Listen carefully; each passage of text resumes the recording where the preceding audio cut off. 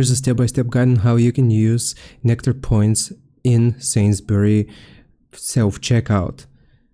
First, you will need to scan your shopping as you would normally. You want to put all of your items through the self-checkout first. Next, you will tap on Finish and Pay. When you're done scanning, you will choose to pay. There, you will scan your Nectar card or app.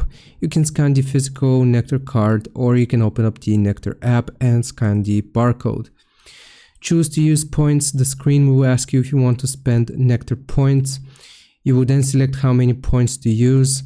Usually 500 points is going to be 2.5 pounds, and you can use some or all of your available points. Confirm your choice. The discount comes off with your total straight away. Pay any remaining balance. You can use card, cash, or contactless for what's left. And here are some helpful tips. You need at least 500 points to spend. Points can't be used on some items like gift cards or lottery. If the screen doesn't prompt you, you will look for use Nectar points instead. I hope this helps. Leave a like and sub. I'll see you next time.